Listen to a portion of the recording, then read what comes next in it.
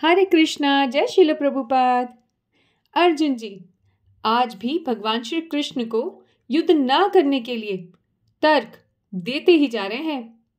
असल में अर्जुन जी हृदय की दुर्बलता के कारण पूरी तरह से मोहग्रस्त हो चुके हैं। उन्हें यह लग रहा है कि अगर हम कौरवों का वध करते हैं तो हमें जिंदा रहने की कोई जरूरत नहीं। लेकिन भगवान श्री कृष्ण अपनी मंद मंद मुस्कान से अर्जुन जी को सुनते ही जा रहे हैं। तो चलिए चलते हैं फिर से वहीं भगवान श्री कृष्ण की मुस्कनिया को निहारने और अर्जुन जी के तर्क को सुनने के लिए। आज हम 6वां श्लोका करेंगे। 6वां श्लोका। न चैत्वित्यः कत्रन्नो गरीयो यद्वा जयेम यदि वानो जयेयुः यानेव हत्वा न जिजीविषाम स्थिव स्थिताः प्रमुखे धार्तराष्ट्राः। अर्थात हम यह भी नहीं जानते कि हमारे लिए क्या श्रेष्ठ है, उनको जीतना या उनके द्वारा जीते जाना। यदि हम धृतराष्ट्र के पुत्रों का वध कर देते हैं तो हमें जीवित रहने की कोई आवश्यकता नहीं है। फिर भी वे युद्ध भूमि में हमारे समक्ष खड़े हैं।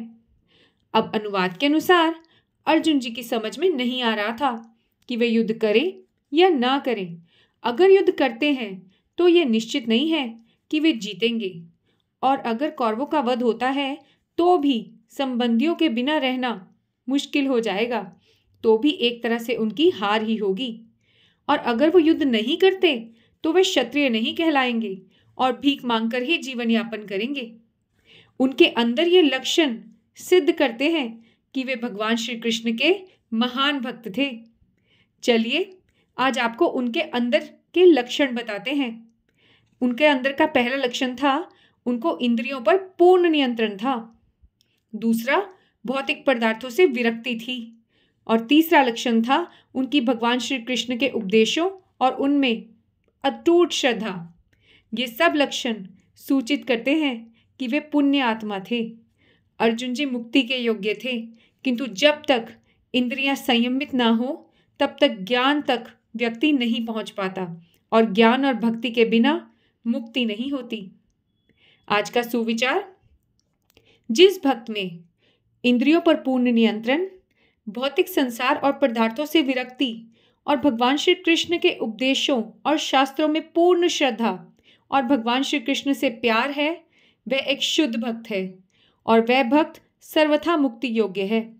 इसलिए हमेशा जपते रहें और भगवान श्री कृष्ण की भक्ति में लीन रहें, और जपते रहें हरे कृष्ण कृष्ण कृष्ण हरे हरे, हरे राम राम राम हरे हरे, और हमेशा की तरह खुश रहिए।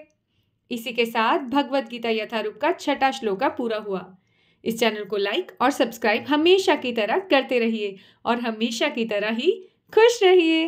हरे कृष्णा, जय शिल प्रभुपाद।